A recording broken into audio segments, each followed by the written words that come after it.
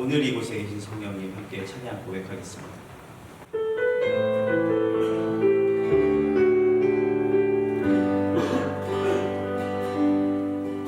오늘 이곳에 계신 성령님 우리에게 말씀하시고 우릴 가르치소서. 단지 우리만 열어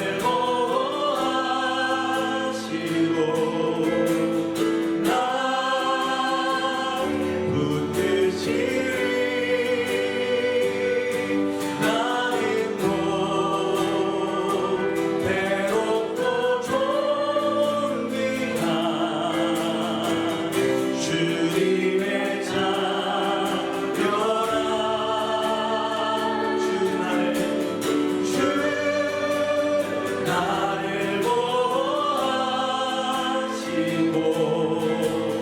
나 붙드시리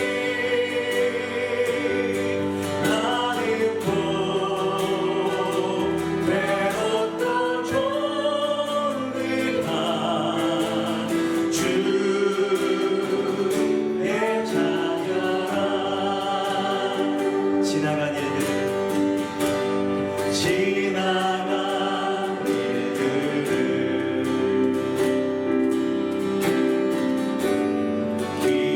기억하지 않고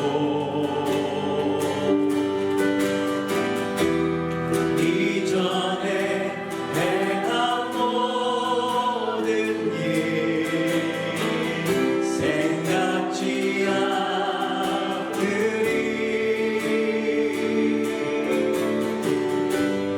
사막의 강물과 길을 내시는 주 내 안에 새일 행하시고 내 안에 새일 행하신 주만 바라보리라. 주 나를 보호하시고 나 붙드시리 나는 못 괴롭고 존귀한 주님의 자녀라. 주 나를 보호하시고 나 붙드시리 나는 못 외롭고 존귀한 주의 자녀. 주 나를 보호하시고 주 나를 보호하시고 나 붙드시리 나는 못 외롭고 존귀한 주님의 자녀라.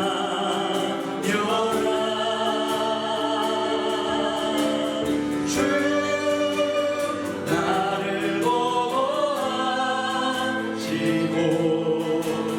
나 붙드시리 나는 못 외롭고 존귀한 주의 자녀라. 아멘. 우리 시간 예배를 위해서 함께 기도하겠습니다. 오늘부터 시작된 이 사경의 기간, 특별히 선포되어지는 그 말씀 통하여 내 안에 새일 행하실 주님을 기대합니다라고 오늘 이 시간을 위해서 또 이곳에서 함께 예배드리는 우리 성도님들 삶에 그 마음에 그리고 온라인으로 함께 예배드리시는 우리 성도님들 삶에 주님의 은혜가 주님의 말씀이 충만히 임하는 은혜의 시간들이 인도하여 달라고 우리 함께 합심하여 기도하겠습니다. 기도하겠습니다. 하나님 감사합니다.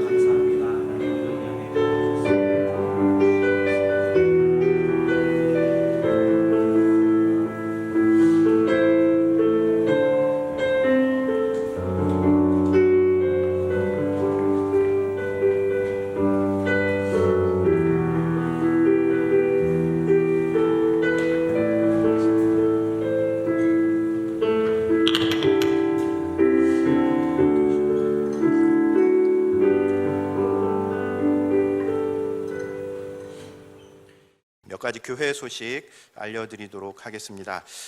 우선 우리 정부의 시책을 따라서 모든 예배 제한된 인원으로 참석해서 예배하고 있습니다. 한 예배당 60명씩 미리 신청을 받고 있습니다. 번거로우시더라도 신청해 주시면 감사하겠고요. 그동안 우리 수요 예배와 금요 예배를 온라인으로 송출을 했었는데 수요 예배는 송출하는 것을 좀 중단하도록 하겠습니다. 생각보다 많은 분들이 들으시지는 않아서 저희 금요 기도회는 계속해서 온라인으로 송출하도록 하겠습니다. 이번 광고 보시면 광고 드렸던 것처럼 이번 주 그리고 다음 주 2주 동안 우리 가을 말씀 사경회를 진행합니다. 사실 올해 봄에 계획되어 있었던 사경회도 좀 취소가 되었고 올해는 외부 강사들을 좀 모셔서 귀한 말씀 들을 수 있는 기회가 좀 적었습니다. 상대적으로. 그래서 가을에 이때에 저희가 말씀 들었으면 좋겠다 생각했는데 마침 저희 교회에 아주 적절한 강사분이 오셨습니다. 우리 서형섭 목사님이시고요. 이번 주와 다음 주 6번에 걸쳐서 말씀을 전해주시는데 우리가 함께 다 모일 수 있는 상황이 아니기 때문에 조금 무리한 부탁을 드렸습니다. 그 부탁이 뭐냐면 6번 설교 본문과 제목을 다 달리 하시는 겁니다. 그래서 아마 현장에서 예배 드리시는 분들은 그 예배에 참여하셔서 말씀 들으시면 되고요.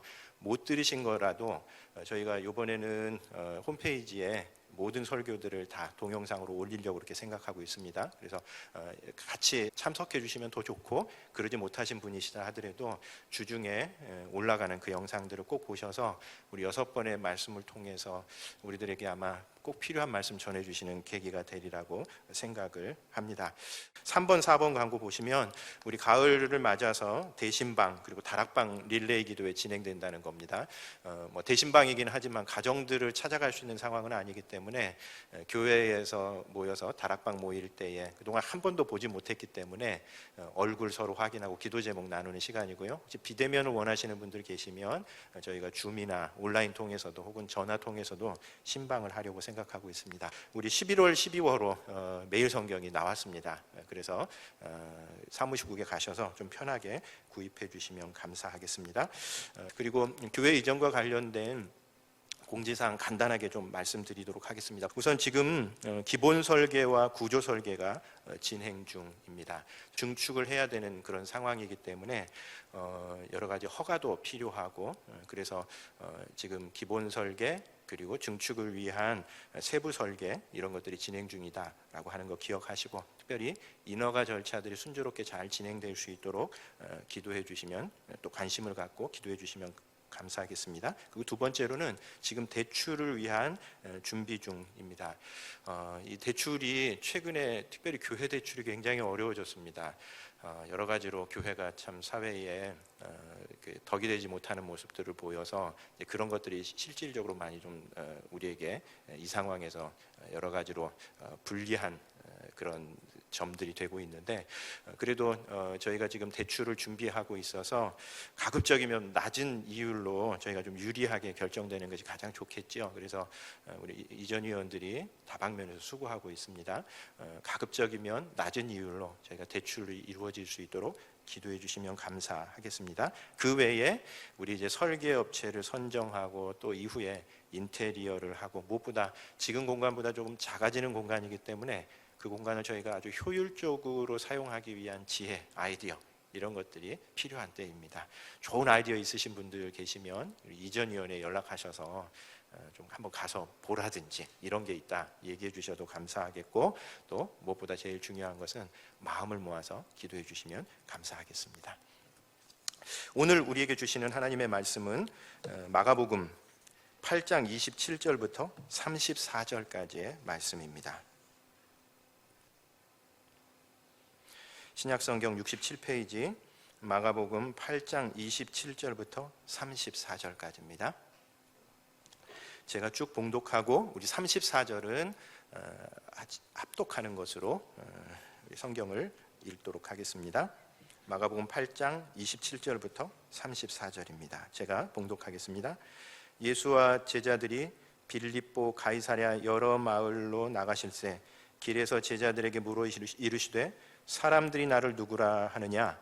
제자들이 여짜와 이르되 세례 요한이라 하고 더러는 엘리야 더러는 선지자 중에 하나라 하나이다. 또 물으시되 너희는 나를 누구라 하느냐? 베드로가 대답하여 이르되 주는 그리스도시니이다 하매 이에 자기의 일을 아무에게도 말하지 말라 경고하시고 인자가 많은 고난을 받고 장로들과 대제사장들과 서기관들에게 버림받아 죽임을 당하고 사흘 만에 살아나야 할 것을 비로소 그들에게 가르치시되 드러내놓고 이 말씀을 하시니 베드로가 예수를 붙들고 항변하매 예수께서 돌이키사 제자들을 보시며 베드로를 꾸짖어 이르시되 사탄아 내 뒤로 물러가라 네가 하나님의 일을 생각하지 아니하고 도리어 사람의 일을 생각하는도다 하시고 무리와 제자들을 불러 이르시되 누구든지 나를 따라오려거든 자기를 부인하고 자기 십자가를 지고 나를 따를 것이니라. 아멘. 우리 34절 말씀 한 목소리로 같이 읽겠습니다.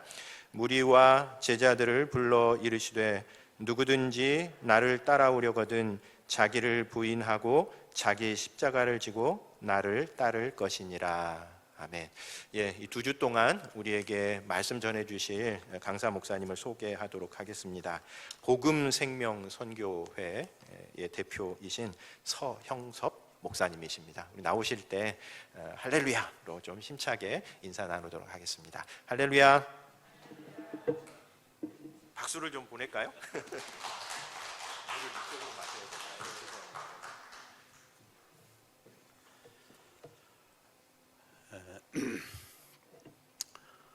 형제 교회에서 이렇게 복음과 생명의 말씀으로 은혜를 함께 나누게 되어서 너무 감사드립니다. 또 올해 예기치 않는 코로나로 우리 사회생활은 물론이고 신앙생활에 많은 또 어려움이 있었으라고 봅니다. 항상 빛나는 별이지만 캄캄할 때 빛을 발하듯 우리의 신앙은 환난과 흑암과 같은 상황에서 진가를 발휘하게 됩니다. 대부분의 우리 목회자들이 이번 코로나를 두고 알곡과 죽정이가 갈라지지 않겠느냐 이런 대체적인 의견을 가지고 있습니다.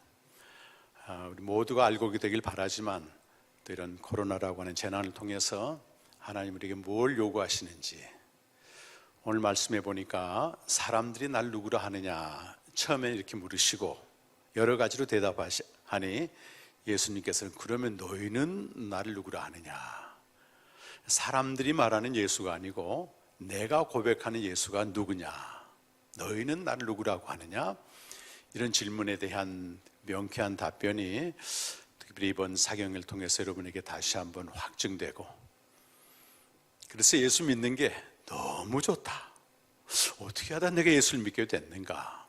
이 고백은 바울이 옥중에서 감옥에 있었으나 상황적으로는 최악이었으나 찬송하리로다 하나님 우리 주 예수 그리스도의 아버지께서 하늘에 속한 신령한 복을 주셨는데 그 창세전에 그리스도 안에서를 택하시고 그 안에서 거룩하고 의미 없게 하시려고 그 뜻대로 하나님의 아들들이 되게 하셨다고. 여러분, 이 고백은요 상황에 따라서 바뀌어지는 게 아닙니다. 정말 내가 예수를 바로 믿고 있다면 코로나가 아니라 그보다 더한 상황이어도 찬송, 은혜의 영광을 찬송하는 게 쉽지 않습니다.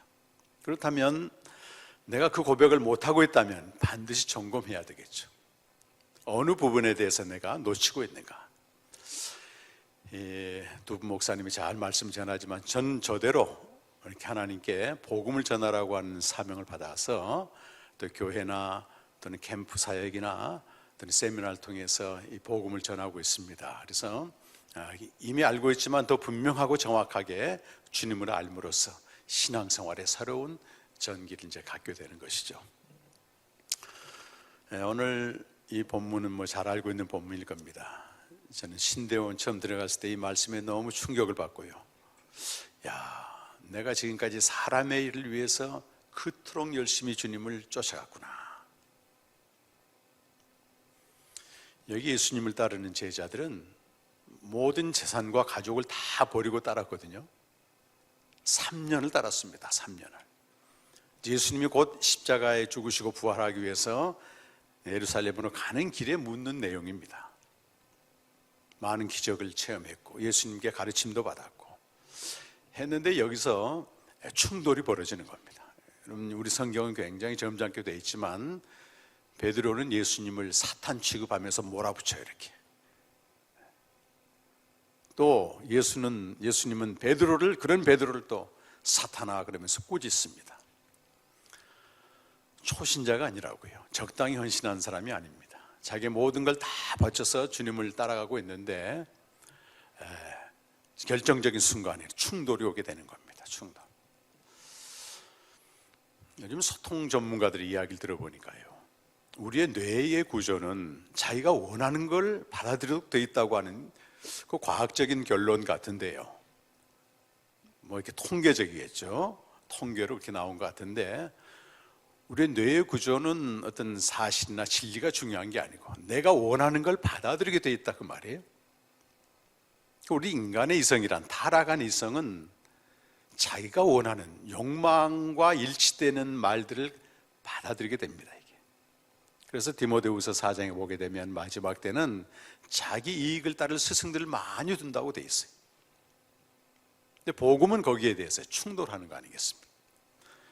그래서 오늘 아침에도 제가 사경에 나오면서 기도하기는, 주님, 타락한 이성은 어쩔 수 없이 내가 원하는 거 그걸 접수하게 돼 있지만, 에베소서 1장 17절 18절 말씀처럼 지혜와 계시의 영이 임하게 되면 그 마음의 눈을 밝게 한다고 돼 있는데, 원문에는 누스라는 말을 써서요, 지각의 눈을 밝게 한다고 돼 있어요. 이성의 눈을 밝게 한다는 것입니다. 소위 그 소통 전문가들이 말하는 뇌의 구조를 바꿔준다는 거예요. 우리가 원하는 메시지를 듣는 게 아니고 하나님이 정말 원하는 메시지를 듣도록 진리의 영이 역사한다는 것입니다. 그래서 그런 기도를 간절히 하고 왔습니다. 3년간 예수님을 따른 제자들에게 예수님 물으시는 겁니다. 사람들이 날 누구라 하느냐? 선지자라고 하고요, 또 어떤 사람은 세례 요한이라고도 합니다. 또 어떤 사람은 그 기적을 행하는 걸 보고 엘리야라고 합니다. 이렇게 이제 대답을 했을 거 아니겠어요? 예수님이 제자들에, 그럼 너희는 3년 동안 나랑 동락을 했는데 그럼 너희는 나를 누구라 하느냐 묻는 것입니다. 여러분 나름대로 한번 답변해 보십시오. 내가 믿는 예수는 누구냐? 내가 믿는 예수는 누구냐? 지금부터 한 100년 전에요, 목사님 아들이 있었는데, 지금 현존하는, 이제 돌아가셨죠. 20세기 가장 영리하고 또 아주 탁월하고 뛰어난 타의 추종을 불허하는 그 루돌프 불트만이라고 하는 신학자가 있습니다.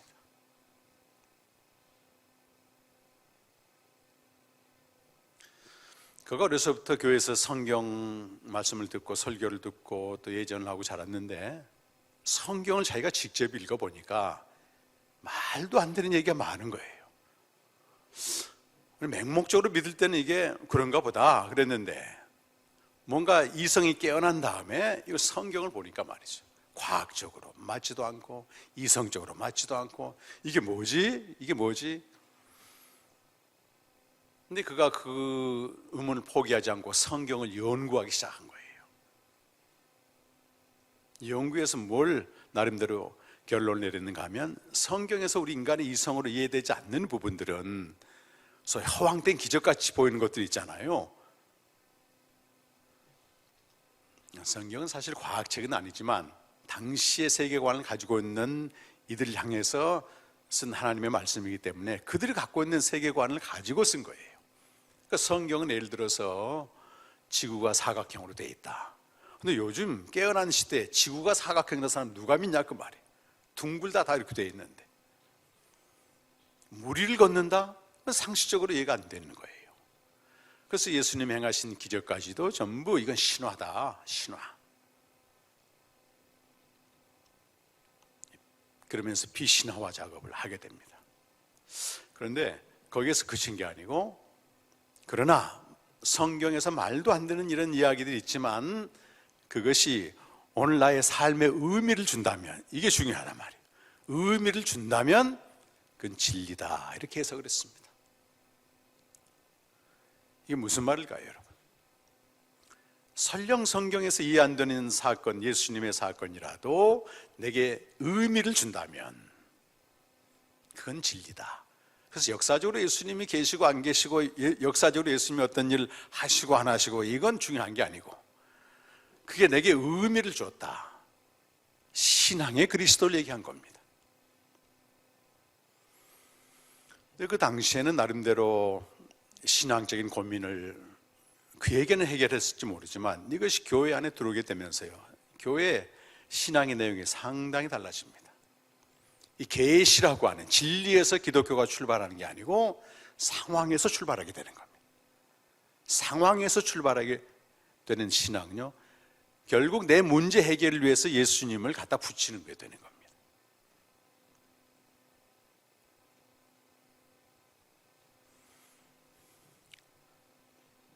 1900년도, 1990년 초 방콕에서 열린 WCC 회의라고 한번 들어보셨을 겁니다.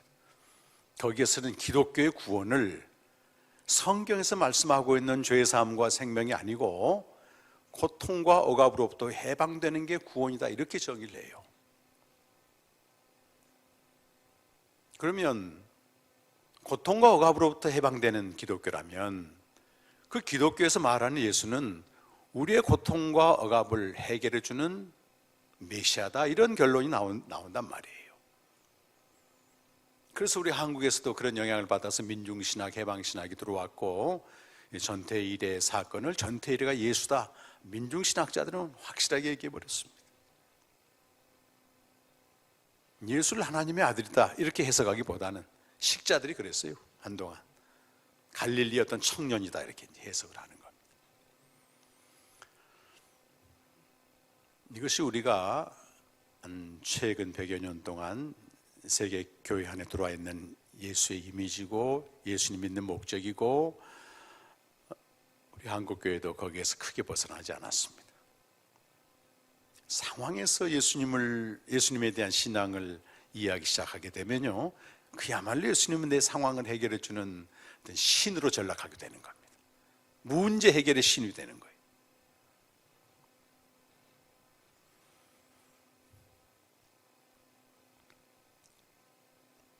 (2000년) 기독교 역사를 쭉 훑어보게 되면 거의 상당수가 그 시대의 의미와 적절성을 주는 신을 그 시대 하나님으로 믿었다는 것입니다. 그러면 시대가 바뀌게 되게 되면 인간의 욕망도 바뀌게 되고 필요도 바뀔 거 아니겠습니까? 그럼 그때마다 새로운 신을 만들어내요, 인간이. 십계명에서 하나님의 형상을, 하나님 자기를 위해서 형상을 만드는 죄를 금했지만, 우리는 하나님을 믿는다고 하면서도 자기가 원하는 하나님을 계속해서 만들어내고 자기가 원하는 하나님을 또 쫓아가게 되는 것입니다.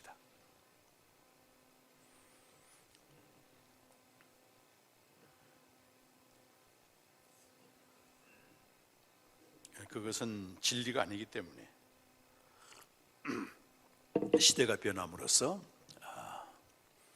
의미를 상실하게 되고, 그렇게 믿던 신은 자연히 도태되게 되는 것입니다. 그래서 2000년 기독교 역사에서는 19세기에 들어와서 인간의 이성이 깨어나면서 본격적으로 우리가 믿은 하나님, 교회에서 얘기해 주는 하나님이 진짜냐, 이 문제가 이제 시험대에 오르게 됩니다. 그리고 결론은요, 없다는 거예요. 없다. 그런 하나님은 없다. 우리 인간이 연약해서 현재의 고통을 좀 위로받고 장래 불안과 재난을 방지하기 위해서 만든 어떤 가상적인 존재를 신으로 믿었다. 거의 무신론자들이 이렇게 얘기합니다.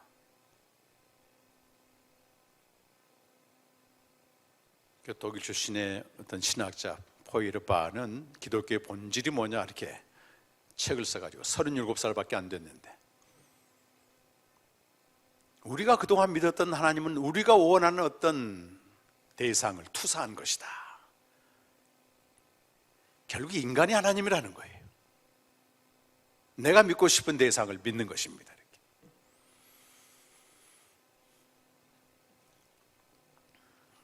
이렇게. 여기에 뒷받침하는 프로이드나 이런 마르크스와 같은 사람들이 등장해서 그 무신론을 확정시켜요. 더더구나 니체와 같은 경우는 교회에서 말하는 신은 죽었다.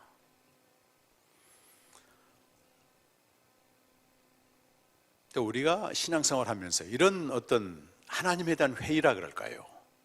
내가 믿는 하나님이 정말 누구냐? 정말 계실까? 개인적인 상황에 결부돼서 얼마든지 우리 질문할 수 있습니다. 여러분, 이런 질문들은 좋은 질문이에요. 니체는 그 짜라투스라 이렇게 말했다 책을 보게 되면 정말 교회에서 말하는 하나님, 지금까지 전통적인 그 하나님, 소위 문제 해결, 인간을 위한 하나님은 안 계신 게 분명한데, 그럼 내가 깨닫지 못하는 그 미지의 신이 대체 누구란 말이오? 내 님이라고 표현합니다. 내가 알지 못한 미지의 신이여 내게 오소서, 내게 오소서. 그래서 정신 이상이 됐다는데요. 진짜 정신 이상이 됐을 것 같아요. 그럼 우리가 이렇게 물을 수 있죠. 그럼 그가 성경으로 들어가게 되면 참 하나님을 알 수 있을 텐데 왜 성경을 안 받는가? 당시에는 성경을 보게 되면 다 무식한 사람이에요. 다 신화고.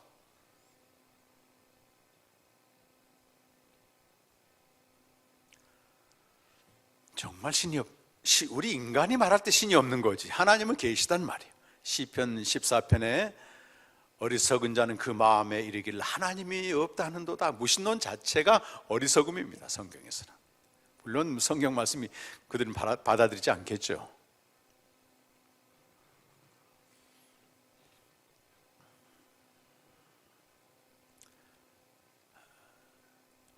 그래서 우리 인간이 만들어 놓은 신을 신개념이라고 말하고, 성경에서 예수 그리스도를 통해서 계시되는 하나님을 신본질이라는 표현을 씁니다.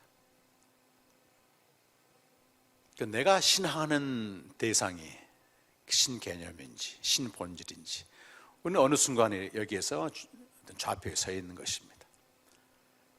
키르케고르는 그 딜레마 가운데서 정말 하나님이 계시는구나, 신비의 존재의 신, 저 만물에 계신 참 하나님으로 비약할 때가 왔다 선포합니다. 두 번의 전쟁은 무신론을 완전히 짓밟았습니다. 무신론자들이 입을 입을 막아버렸습니다. 그러면서 신학계에서는 새로운 성찰을 하게 되는 게 1950년대 이후에 신학자들이 나서서 참 하나님은 우리 인간이 만든 그런 신이 아니고 저 만물 위에 계셔서 감히 우리 인간이 가까이 갈 수 없는 하나님과 우리 인간 사이에는 무한한 질적 차이가 존재하는구나. 그런데 그 무한한 질적자의 갭을 메꾸신 분이 저 하늘로부터 오신 예수 그리스도다. 이 이야기는요, 이제 내일 아침에 말씀드리겠습니다만, 예수님 자신이 기원에 대해서 말씀하셨고, 내가 하늘로부터 왔다, 이 세상을 창조하기 전부터 나는 현존한다고 하는 아버지와의 관계죠. 그래서 그걸 회복하기 위해서 성경을 가지고 많은 신학자들이 연구하기 시작했습니다. 한국교회는 아직도 신개념 중심에 우리가 필요로 한 하나님을 많이 믿고 있습니다. 이제 하나님 새로운 비전을 주셔서 교회를 옮기는 건 너무 잘된 일입니다. 그러나 참 교회를 알지 못하고 옮기게 되면 이 건물 자체가 우상이 돼요. 초교파로 또 그 많은 교회를 대상으로 사역을 하다 보니까 그렇습니다, 여러분. 본질이 없는 이 신앙은 철저히 개념화가 돼가지고요. 또 이것이 이제 하나의 얼마든지 형상으로 바뀔 수가 있는 것입니다. 너희는 나를 누구라 하느냐고 어떻게 대답하시겠습니까, 여러분? 1950년대 들어와서 아이러니하게도 그 불투만의 제자들이 이 제기를 하게 돼요. 우리 스승은 그 나름대로 그 시대의 신학적인 과제를 그렇게 해석했지만 그것이 잘못 적용되는 바람에 예수님을 하나의 부호로 전락시켰다는 것, 우리가 원하는 걸 만들어주는 부호로 전락했다는 거예요. 이건 아니구나. 그래서 그들이 비로소 성경을 연구하기 시작하면서 예수님은 사람의 일이나 상황 해결이나 땅의 문제를 해결하러 오신 게 아니고 하나님 나라를 전파하러 오셨다.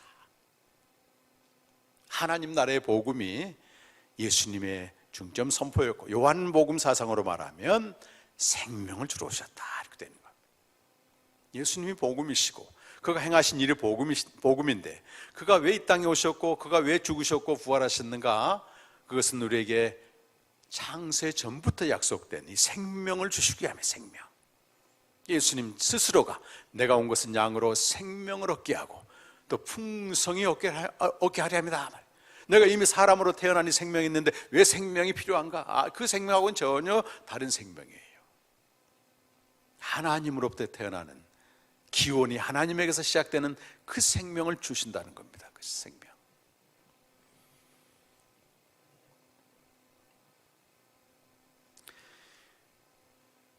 오늘 베드로가 대표로 대답합니다. 주는 그리스도시요. 주는 그리스도시요. 이 그리스도라는 말은 히브리어로는 메시아인데 이것을 헬라어로 번역한 게 그리스도거든요. 기름 부음 받은 자다 이런 뜻이 되죠. 우리 성경은 주는 그리스도라고 되어 있는데 원문에는 당신은 그리스도입니다. 수라고 돼. 수란 말인지 이증 대명사거든. 마가복음에서 예수님을 주로 부른 사람은 딱 한 사람입니다. 제자들이 아니고 수로보니게 여인이 마가복음 7장 28절에 귀신 들린 딸을 고침받기 위해서 나왔는데 예수님이 개 취급을 하잖아. 개.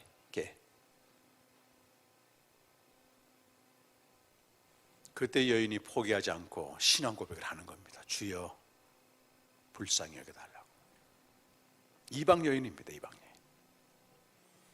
근데 마가복음 전체 흐름이 예수님에 대해서 눈먼 제자들의 모습을 그리는 겁니다. 그게 끝이 아니고 진리의 성령이 와서 눈을 뜨게 되잖아요. 눈을.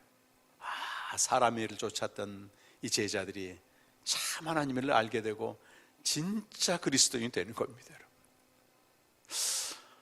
이 감격이 얼마나 큰지 몰라요.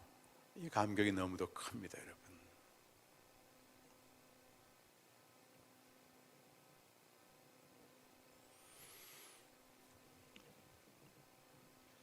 한 9년 전에 제주에서 이런 캠프가 열려서 참석했던 권사님이 계셨는데 그분은 정말로 열심히 교회를 섬겼어요.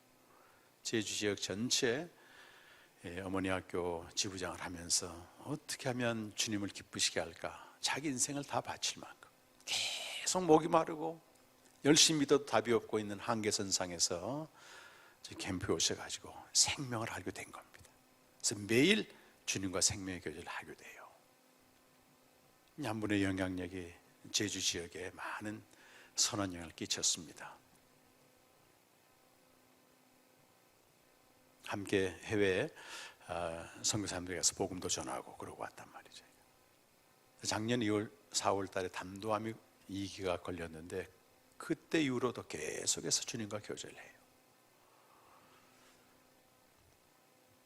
엊그제 지난주에 재발이 돼서 이제 전신에 이게 좀 퍼진 이 검사가 나왔습니다. 그런데도요, 매일 오늘 아침에도 그분이 올린 묵상글 보니까 내가 어떻게 하다 이 진리를 알게 됐을까? 어떻게 하다 이 은혜를 받게 됐을까? 이 죽음도 삼켜버리는 그 기쁨이죠. 저는 그것 때문에 동력자에는 고난을 당하니까 잠을 못 자고 고통스러운데 하나님 본인에게는 그런 은혜를 주시는 거예요.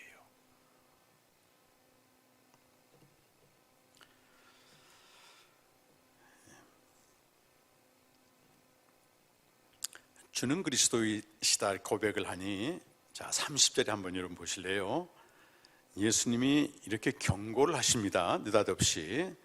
여기 한번 찬찬히 보세요. 30절. 이에 자기의 일을 아무에게도 말하지 말라 경고하시고, 이 자기의 일이란 말이 나오죠.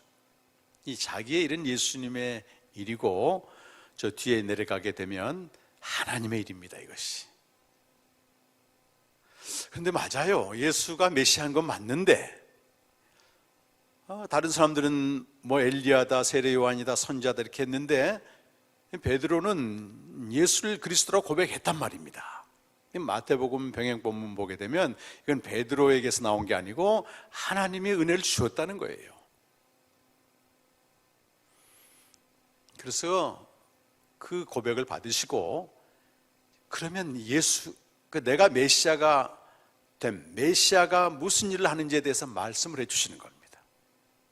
이게 자기의 일인데 여러분 31절의 말씀 보면 인자가 많은 고난을 받고 장로들과 대제사장들과 서기관들에게 버림받아 자, 여기서부터 한번 주목해 보세요.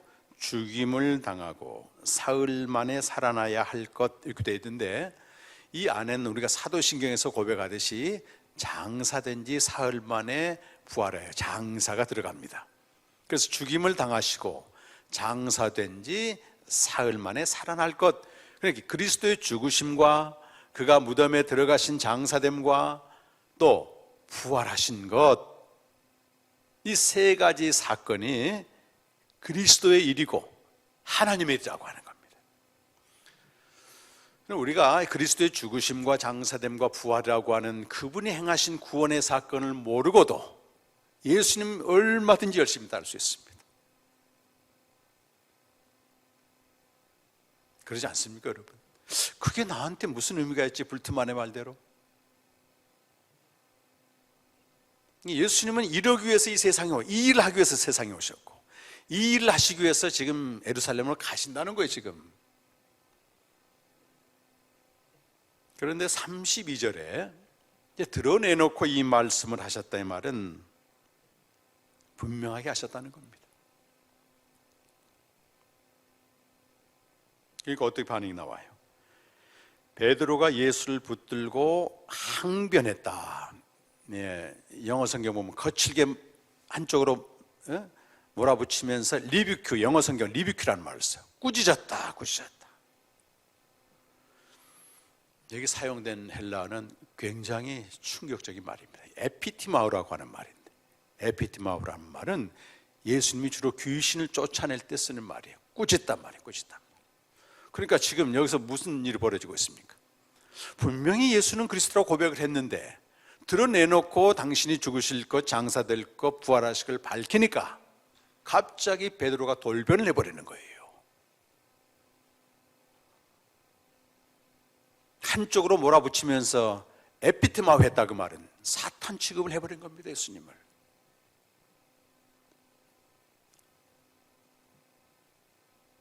예수님도 물러서지 않습니다. 예수님이 뭐라고 말하시는 거예요? 예수 그리스도 우리 기사에게 제자들까지 보시면서 베드로를 여기 꾸짖다 이 말과 그 앞에 있는 항변하단 말이 똑같은 말입니다. 똑같이 에피티마우예요. 베드로에게 예수님이 꾸짖다, 이 사탄 취급하듯이 하시면서 사탄아 내 뒤로 물러가라. 그러면서 그 다음 말씀이 무슨 말씀? 내가 하나님의 일은 생각하지 않고 뭘 생각하고 있어요? 사람의 일을 생각하고 있다는 겁니다.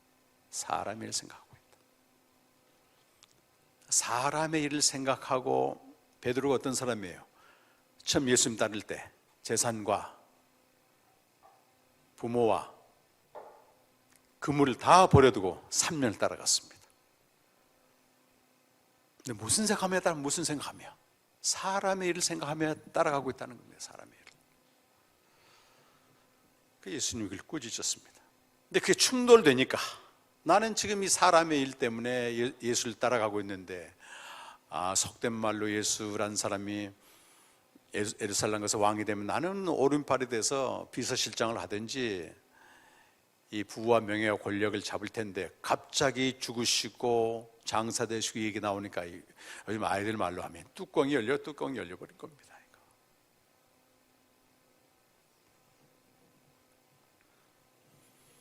베드로뿐이겠습니까, 여러분? 예수님은 이런 분일 거야 확신하고 따르는 우리도 전혀 다른 결과 앞에서는 어떻게 당신이 이럴 수 있어? 할 수 있습니다, 여러분. 제가 아는 집사님도 그러셨다고 하더라고요. 한 교회 다니면서 모든 신자들한테 인정받고 추앙받고 나도 저처럼 돼야지 기도하는 것마다 전부 응답이 돼가지고요. 그런데 어느 날 하나님이 주신 것을 다 가져가시는 거예요. 하나님을 향해서 삿대질하면서 어떻게 당신이 이럴 수가 있느냐, 내가 당신 앞에서 어떻게 망가지는지 똑똑히 한번 보시라고.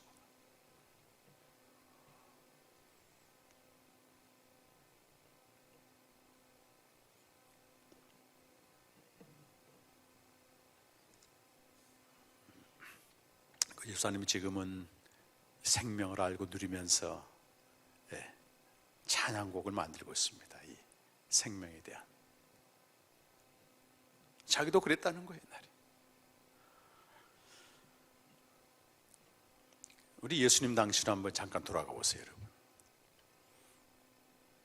그때 갈릴리에 주로 제자들이 이제 예수님을 따랐단 말입니다.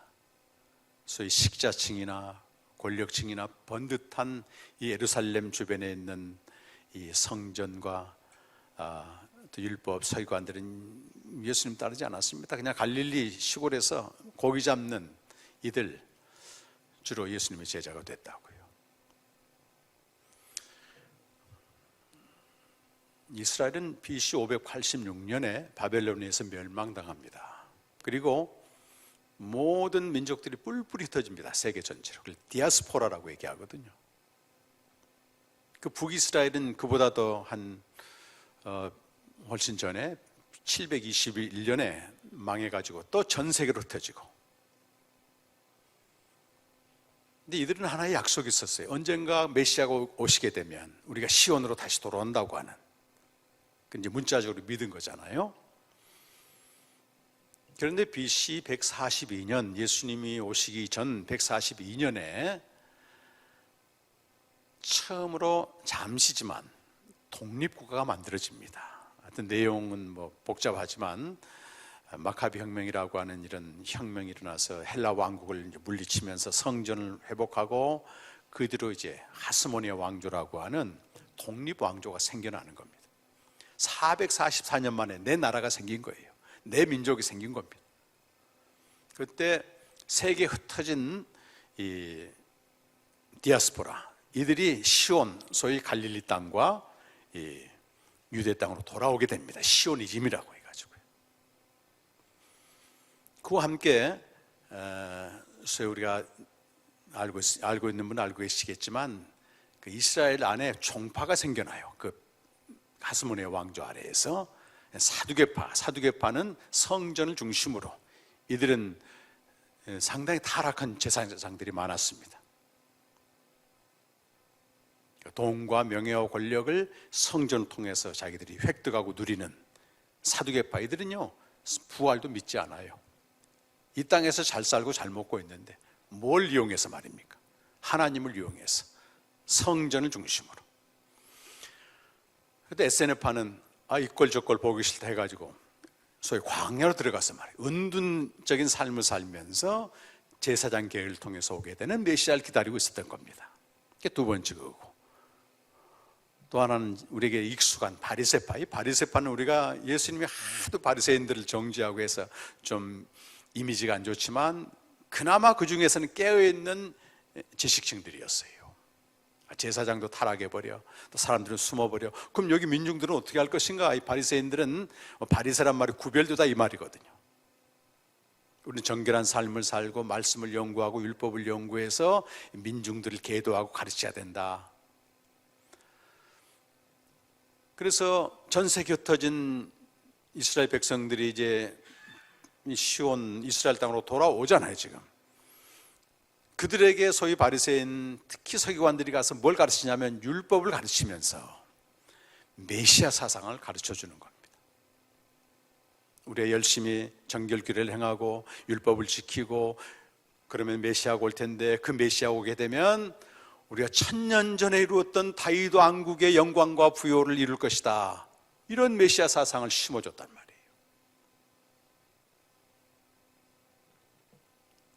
또한 분파는 소위 열심당원이라고, 지금 로마 압제에 있기 때문에 어떻게 하면 이 땅에서 하나님의 힘을 이용해 가지고 하나님의 능력을 받아서 이 세상을 변화시키는 것, 소위 정치 혁명가들입니다. 이런 네 가지 그룹이 예수님을 중심에 두고 그때까지 활동을 했다 그 말이에요. 그래서 갈릴리에 있는 그 유대인들은요, 메시아가 오게 되면 무슨 생각을 했을까요? 이 고통과 압제로부터 해방시켜주는 다윗 왕을 당연히 생각했을 거예요. 또 성경에 보기에는 다윗의 후손에서 온다고 또 돼 있잖아요. 철석같이 믿고 따른 거예요. 이거는 100년 정도 이야기를 들으면요, 세뇌 정도가 아니고 완전히 못이 바뀌어버립니다. 그런데 이 예수라는 나사렛 예수가 그런 능력을 보여주고 있는 거예요. 지금 막 떡 5개 물고기 2마리로 막 5,000명을 먹이질 않나, 죽은 자를 살리지 않나. 이 다윗도 못한 일을 하고 있기 때문에 그가 예루살렘 가서 왕이 되게 되면 우리 이제 사는 거예요.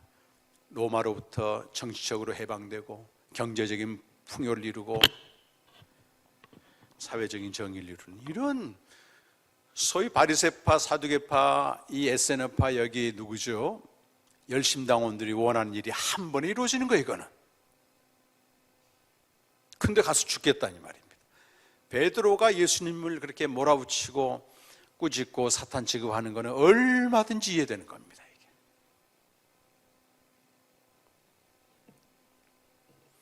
사람이란 그런 좀 형상화, 오늘날로 그대로 적용하면 똑같습니다.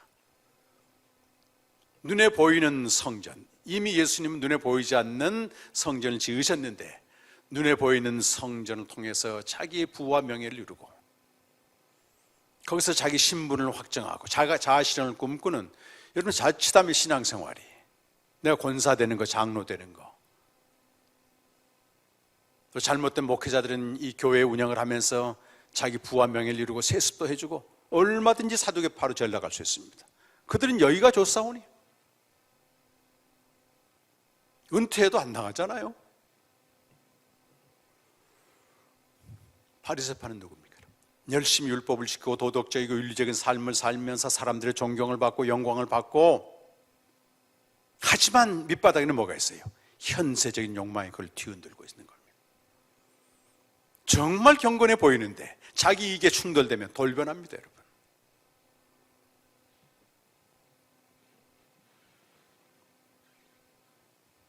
예수님이 바리새인들에게는 너희들은 돈을 좋아하는 자라, 돈을. 럭셔리한 삶을 꿈꾸고 말입니다. 또 오늘날 열심당원들이 누구예요? 보나마나 하지 뭐.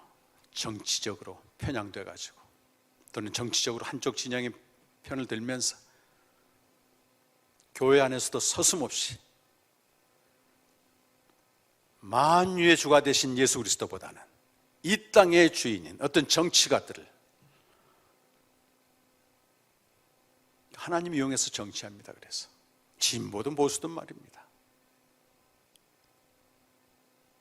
이건요 끔찍한 일이에요. 사람의 일입니다, 여러분. 우리가 그 지금 현상을 보고 있잖아요. 정치적으로 어떤 입장을 갖는 건 자유죠. 그러나 그것이 사람이라고 하는 걸 기억해야 됩니다. 아예 이꼴 저꼴 보기 싫다, 소위 가나안 성도라고 들어보셨나요? 좀 교회 아예 안 나가는 거예요. 그러면서 내 신앙 하나 잘 챙기자. 헌신도 뭐도 없습니다. 이 온라인 예배 잘못하면요 이 가나안 성도들 속출합니다, 여러분. 이렇게 지금 참석해서 듣게 되면 말씀이 내 생각과 안 맞아. 그래도 앉아 계시잖아. 근데 온라인 예배를 드리면요 돌립니다. 이렇게 돌려. 그 대형 교회 그 온라인 예배 그 결과물을 봤더니요 관리자만 볼 수 있는, 그러니까 조회수가 뭐 1,000명, 2,000명 이게 중요한 게 아니고요. 관리자들이 이걸 보면 평균 시청 시간이 몇 분인가를 파악했는데요 12분이에요. 12분. 온라인 예배 드리다가 그냥 별로 은혜 안 되고 나하고 안 맞으면 다른 거 돌립니다. 다른 거.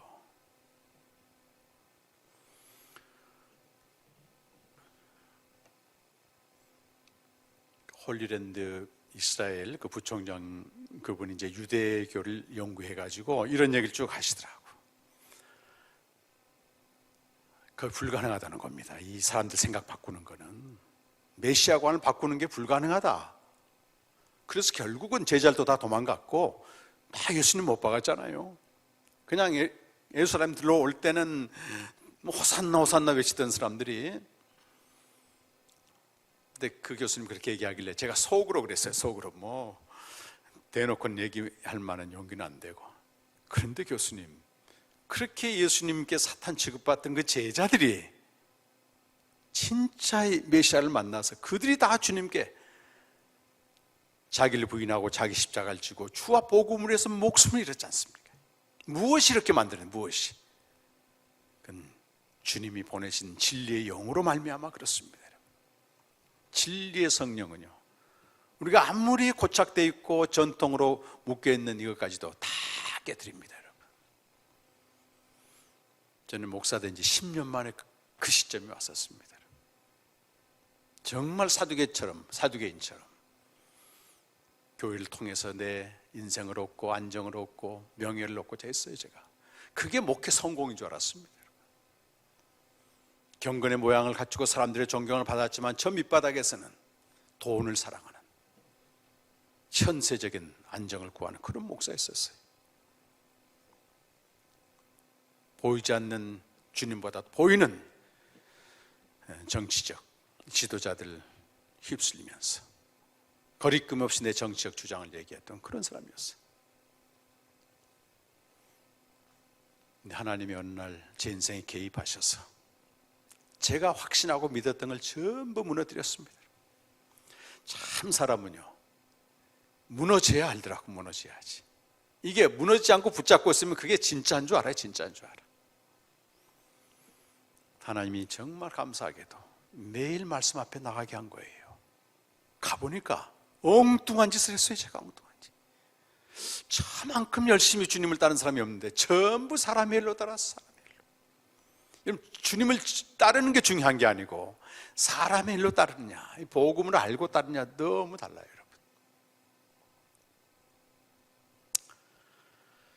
여러분, 복음생명 세미나 6번의 강의지만 오늘 하나님의 일, 주님의 일은 죽임당하시고 장사되시고 부활하시고 이겁니다. 고린도전서 15장 3절 5절 보면 나타나시고 4가지 사건이 들어가요. 오늘날 전 세계에서 그나마 탁월한 복음 신학자라고 알려진 톰 라이트라고 하는 분은 영국 신학자인데 이것이 복음이다라는 책에서 이렇게 말합니다. 그리스도의 죽으심과 장사됨과 부활과 현현이라고 하는 사도들이 전승한 이 복음이 없다면 기독교는 기초가 무너지는 것이다. 교회를 짓는다고 되는 게 아니거든. 그런데 이 복음, 4가지 복음의 사건이 제자를 찾게 되면 온 세상이 달라진다. 그러면서 현대교회를 이제 분별하는 겁니다. 교회마다 복음을 전한다고 얘기해요. 근데 복음을 정확히 전하지 않고 또 복음이 들어가야 될 자리를 놓지 않는다는 겁니다. 고고학자들이 유적지에서 여인의 조각상을 발견했어요.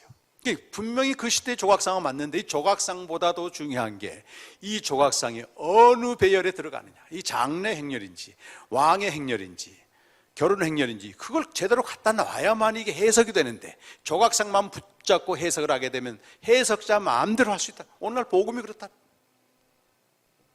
복음은 그 자체가 목적이 아니고 생명을 얻게 하여 생명으로 살도록 하는 게 목적이에요.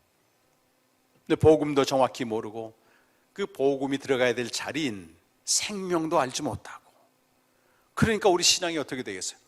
이건 보나마나 사람의 일에 빠지게 되는 겁니다. 그것 때문에 믿는 겁니다. 그것 때문에. 그걸 예수님이 나의 길, 나의 일, 이 하나님의 일, 하나님의 일이 뭐예요? 여러분? 요한복음 6장 19절에서 아들 보고 믿는 이 생명이란 말, 생명.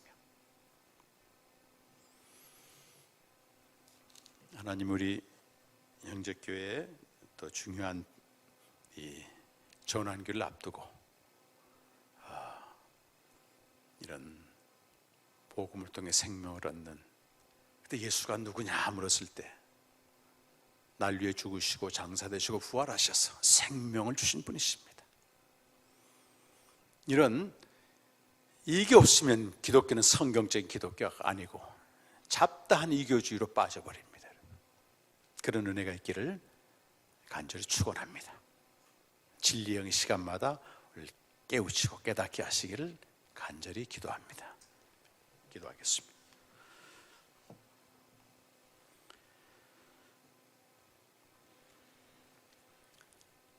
하나님이 친히 세우신 우리 형제교회에서 생명의 말씀을 나누게 하심을 감사합니다. 우리도 나름대로 최선을 다해서 예수님을 따르고 쫓았습니다. 많은 걸 포기하고 헌신하고 내려놓고 몸과 물질과 우리 시간과 정성을 들여 주님을 따랐습니다. 오늘 주님이 각자에게 묻습니다. 너는 나를 누구라 하느냐? 주님은 그리스도십니다. 내가 생각하는 메시아가 누구인지 이 시간 진리영을 통해서 조명하게 하시고, 복음이 아닌 하나님의 일이 아닌 사람의 일을 따랐다면 긍휼히 여겨 주시옵소서. 불쌍히 여겨 주시옵소서. 사두개적인 열심, 바리새적 열심, 열심당원의 열심, SNF파 은둔주의자의 열심이 아니고 복음을 알고 생명을 누리는 길로 인도하여 주시옵소서. 예수님의 이름으로 간절히 기도드립니다. 아멘. 우리에게 주신 말씀 생각하시면서 우리 다 함께 일어나셔서 살아계신 성령님 같이 찬양하도록 하겠습니다.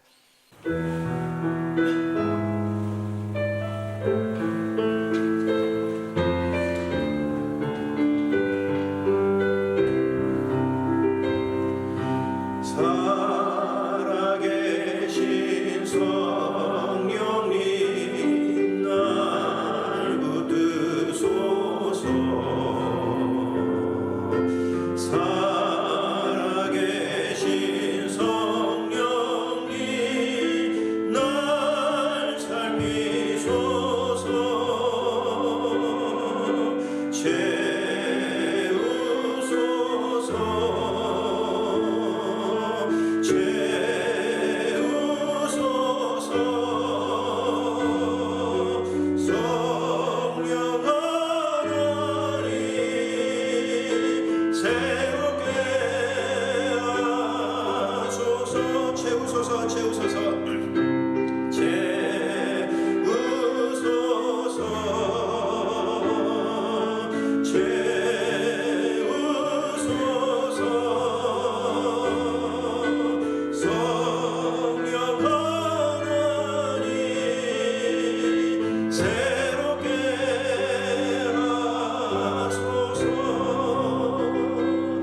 목사님 나오셔서 축도해 주시겠습니다. 지금은 십자가에 죽으시고 장사되시고 부활을 하셔서 우리에게 영원한 생명을 주신 우리 주 예수 그리스도의 은혜와 하나님 아버지의 각별하신 사랑하심과 이 복음과 생명의 진리를 알게 하시는 성령님이 우리 수원 형제 침략의 모든 성도들, 특별히 사경을 통해서 참 하나님을 더 알고 주님을 더 따르기 원하는 모든 성도들 위해 지금부터 영원토록 함께 하시기를 간절히 축원하옵나이다. 아멘.